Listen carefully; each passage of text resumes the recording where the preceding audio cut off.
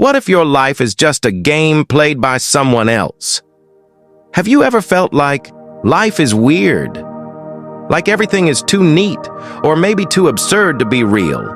You wake up, work, eat, sleep, and then do it all over again.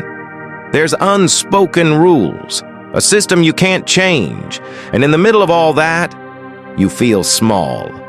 Now, what if all of this, everything you're experiencing, isn't the real world, but a simulation?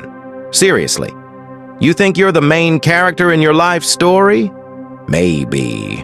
You're just an extra, an NPC, a non-playable character in a world controlled by someone else. And the craziest part? This isn't just some conspiracy theory in the corner of the internet. Some scientists, philosophers, and even big names like Elon Musk believe that we might already be living in a man-made program. Not the real world, but a simulation carefully designed. A world that has logic, rules, but could just be code. And if that's true, the question is, who's playing us? And why? Before you go back to scrolling TikTok or watching YouTube shorts, you might want to pay close attention, because what you're about to hear could shake the way you see life forever. Don't skip, unless you've already accepted being an NPC forever. Part 1. What is simulation theory? So here's the thing. Back in 2003, there was a philosopher from Oxford named Nick Bostrom. Not a celebrity, not a YouTuber. But his idea, let's just say, was crazier than any movie you've ever seen. He wrote a paper, just a few pages, but the content of it shook both the academic world and the internet world. It's called the simulation argument. The gist of it: if a civilization, like humans, advances far enough to the point where they can create a 100% realistic computer simulation, then they will definitely create that simulation in massive numbers. Not just one, but billions. Virtual worlds, digital lives, characters like us that feel alive, feel like they think, feel like they have free will. Now think about this. If there's one real world, but billions of simulated worlds, which one do you think we're living in? You might say, well, obviously the real world. But the stats don't support that. It's like you're playing the lottery, but your chances of winning are 1 in a billion. Elon Musk, who you probably know as the CEO of Tesla and SpaceX, once said, "The chances that we're not in a simulation is 1 in a billion." And that's not just nonsense, because the more we look at the world, the more things seem too digital. Physicists are starting to find the smallest pixels of reality. They say, the world has resolution. Yeah, like a computer screen. Even the laws of physics, which we used to think were random, now seem way too neat, too perfect. Like there's some cosmic engineer writing code for everything. Then there's this weird quantum experiment. It's called the double-slit experiment. In this experiment, subatomic particles can change behavior depending on whether they're being observed or not. Crazy, right? It's like the world only renders reality when we look at it. Kind of like a computer system conserving RAM. If you're not looking, it's not rendered. But as soon as you're aware, there it is. It's like a video game where, when you walk into a new area, suddenly all the environment just pops up. So now the question is, if all of this is a simulation, who's the one running it? And why? Chatty 2. Why do we still feel stressed if this is just a simulation? Okay, now imagine this. If the world is a simulation, why are we still stressed? Why can we still feel fear, anxiety, or even fall in love? If this is just a game, why can't we just chill, right? Shouldn't we be able to turn off our emotions like characters in a game who have no feelings? But the reality is, we can't. We still feel heartbreak when we're rejected. We still worry when there are financial problems. We still fear losing the people we care about. This is what's called the simulation paradox. Even though we know theoretically that this world might just be a simulation, our brains can't process it that way. Our brains still experience all those feelings as if they're truly real, as if everything is really happening in reality. Let's use an analogy. Imagine you're playing an FPS game, like Call of Duty, for example. The character you're controlling might die in the game, but you, as the player, still feel the tension when you're trapped in battle. Even though you know it's just a game, your brain still responds to that tension. Why? Because our brain can't distinguish between what we feel and what we perceive as real. And this applies to our lives too. Even though we might know this is just a simulation, our feelings still feel real. Our fears, our joys, our hopes, they all feel like reality. Why? Because these feelings are part of our coding. If we think about it, we're not just in a world made by a programmer, but we're also part of that system, embedded within the same structure. That's why we feel anxious when our lives are full of uncertainty. We feel trapped, like we have no control over our lives. But if we're living in a simulation, shouldn't we be able to do more? But there's an interesting perspective.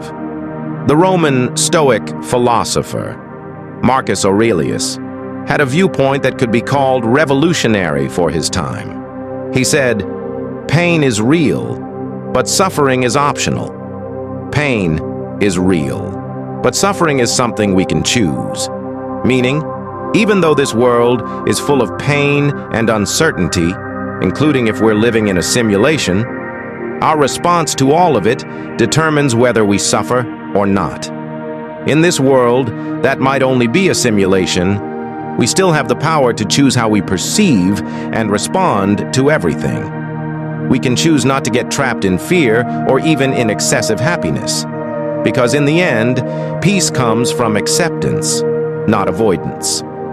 The Stoic philosopher Epictetus once said, "It's not what happens to you, but how you respond to it that determines your life." So if this is just a simulation, why don't we try to be a wiser player? We don't need to panic or get caught up in emotions every time there's a problem.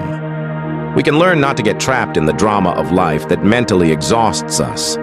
In this world full of illusions, the strongest are those who realize that everything might just be temporary. When we realize that this world might not be real, we can choose not to get stuck in unnecessary stress or suffering. Maybe we can't change the world, but we can change how we interact with it. And that is the greatest freedom we can have. Part 3. How to hack the simulation system. Okay. Now that we know we might be living in a simulation, it's time to talk about the cheat codes we can use to hack the system so our lives aren't just a stressful routine. We can't just exit the simulation, but that doesn't mean we can't play with the system, right? In fact, we can totally use cheat codes to make our lives cooler and more meaningful. Let's start with 3 cheat codes we can try. 1. Level up perception. The first cheat code is to level up your perception. Imagine life as a video game. The higher our level, the more we can handle bigger challenges with more ease. For example, every time we face a problem or challenge in life, we can choose to see it as an opportunity for growth, not a burden. When you face difficulties, instead of getting stuck in fear or anxiety, ask yourself, what can I learn from this? Think of it as a challenge in a game that gives you the chance to upgrade your skills. Look at RPG game characters. They can't level up without facing tougher monsters or missions. Well, life's like that too. The more we can face challenges and think positively, the more we level up. So, don't let difficulties stop you. See it as part of the adventure. And when you overcome it, you'll be stronger and wiser. That's what leveling up in life is all about. 2. System glitch. Greater than the second cheat code is the system glitch. Now, who says life has to follow a monotonous routine? If this world is a simulation, there are plenty of gaps or glitches we can use to break free from boredom and stress. For example, do you feel stuck in the same old job routine or a life that feels stagnant? Try to find ways to break the system. Remember when you played a game and encountered a bug that made your character jump higher or pass through walls? That's a glitch. Well, we can find those gaps in life too. For instance, try doing something new and out of the ordinary, like changing your daily routine or trying activities you've never done before. Build fun, creative habits. This can make your life more exciting and colorful, like starting to exercise, learning a new skill, or even picking up a long-lost hobby. These are all ways to glitch the monotonous life system. 3. Multiplayer mode. The third cheat code is multiplayer mode. One of the most important things in this simulated world is community. Even though we live in an uncertain world, we don't have to go through it alone. Imagine in a multiplayer game. You're never alone. You have a team to fight alongside. Well, life's the same. We need others who can support us, remind us, or just chat and share experiences. Look for a community where you can talk about meaningful things. Start from talking about philosophy, life stories, or even creative ideas. Don't feel alone on this journey. Find friends or communities who are on the same wavelength, who are also looking for meaning in their lives. Why is this important? Because when we're part of a positive community, we can support each other, learn, and grow together.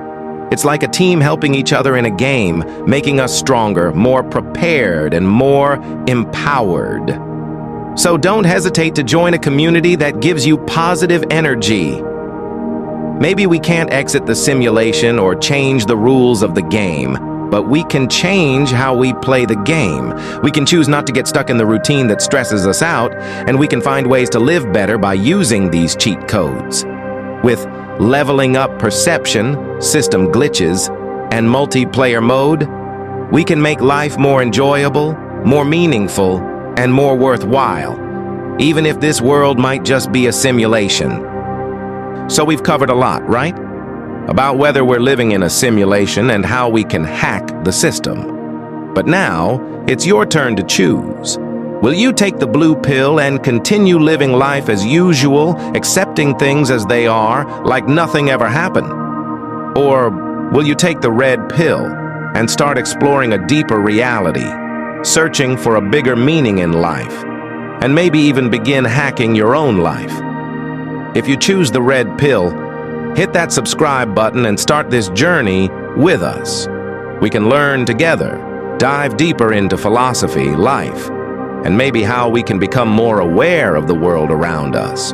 Or who knows, maybe this simulation we live in. I'm sure this journey won't be easy, but trust me, it's going to be way more exciting. So, don't forget to comment below, blue pill or red pill, and let me know your thoughts. And if you want to learn more about how to hack life and explore reality, make sure you subscribe so you don't miss the next video.